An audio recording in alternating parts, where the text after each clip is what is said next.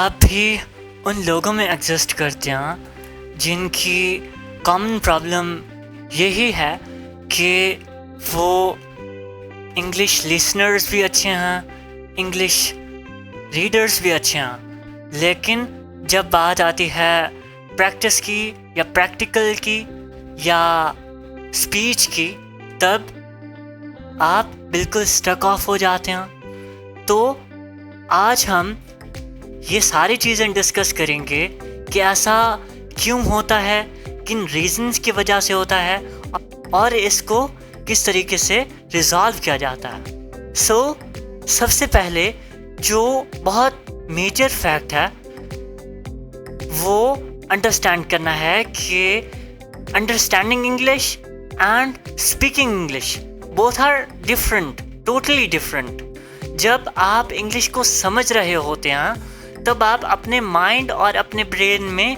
ये चीज़ रेक्टिफाई कर रहे होते हैं कि चीज़ किस चीज़ के साथ अटैच हो रही होती है। लेकिन जब बात आती है प्रैक्टिकल की, जब बात आती है स्पीच की, तब आपके माइंड को, तब आपके ब्रेन को डबल ट्रिपल एफर्ट करनी होती है उसको in the same situation, in the same condition, in the same time, in the same scenario and in the same circumstances बहुत से एक्शंस लेने होते हैं, डिसीजन मेकिंग करनी होती है, आइडियाज़ जनरेट करने होते हैं और स्पीच भी करनी होती है। तो जब आप वर्ड्स को रीड कर रहे होते हैं तब आपकी जॉब क्या होती है कि मीनिंग्स को रीड करना और उनको आइडेंटिफाई करके मेमोराइज करना। ब्रेन है वो इंफॉर्मेशन रिसीव कर रहा होता है। तो इस तरीके से जो आपका ब्रेन है, जब आपको डबल वर्क करना पड़ता है ड्यूरिंग द स्पीच, तो उसको डबल एफर्ट करनी पड़ती है। तो सबसे पहले आप क्या करते हैं कि अपना बहुत सारा टाइम कंज्यूमिंग में लगा देते हैं, प्रोड्यूसिंग में नहीं लगाते।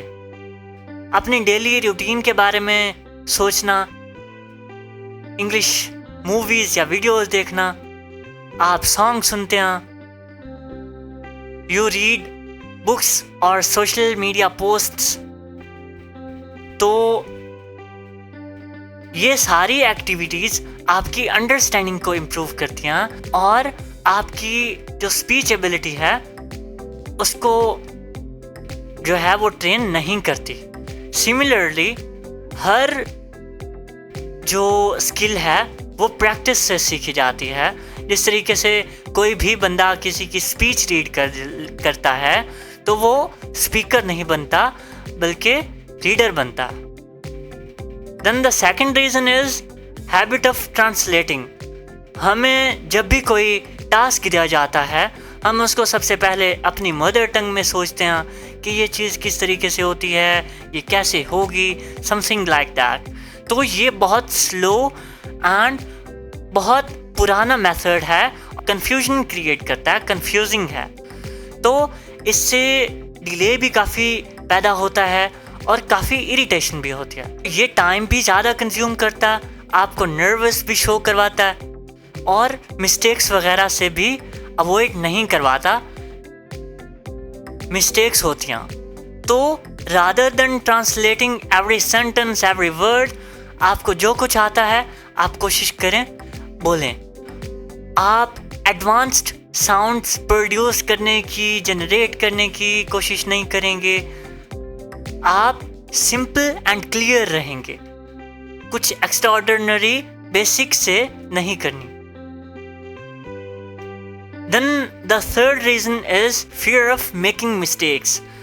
हमें ये डर होता है कि कोई हमें ये ना कह दे, वो ना कह दे, हमने गलती कर दी है, हम ये हो जाएंगे, हम वो हो जाएंगे, हमारी टांगें कांपती हैं। तो ये सारी चीज़ें हमें डिट्रैक्ट करती हैं और ये सारी चीज़ें हमें इंग्लिश सीखने से मना करती हैं, रोकती हैं। तो इन सारी चीज़ों को ओवरकम करना है, वो कैसे खुद के अंदर कॉन्फिडेंस लाना है कि you can do it, I can do it.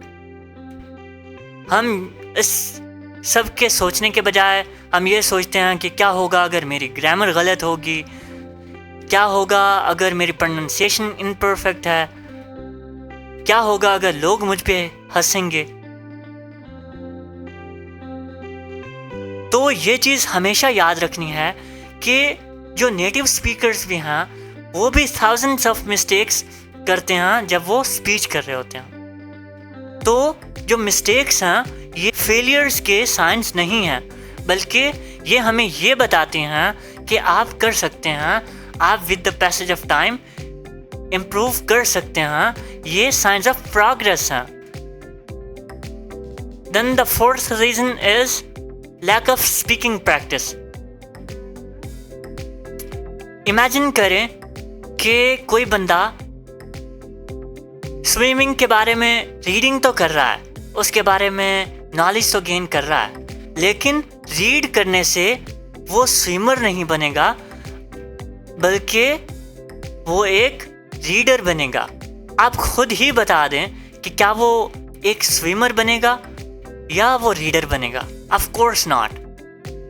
Similarly English में भी यही मेथड फॉलो होता है। आप सिर्फ स्टडी के साथ कॉन्फिडेंट स्पीकर नहीं बन सकते, बल्कि आप एक कॉन्फिडेंट स्पीकर स्पीकिंग के साथ बन सकते हैं। You can become a fluent speaker by speaking. अब एक बहुत बड़ा सवाल है, how can you improve your speaking? यहाँ पर कुछ प्रैक्टिकल टिप्स हैं। First one is speak a little every day. तकरीबन 5 से 10 मिनट हर दिन आप स्पीच करेंगे, लाउड बोलेंगे, रिकॉर्डिंग करेंगे, अपने आप से इंग्लिश में बात करेंगे और आप क्या कर रहे हैं ये डिस्क्राइब करेंगे। Talk about your plans, express your thoughts in simple sentences, read English paragraphs loud. ये आपकी प्रोनाउंसिएशन और कॉन्फिडेंस इन्फ्लुएंशियल बनाएगा इन सारी चीज़ों को।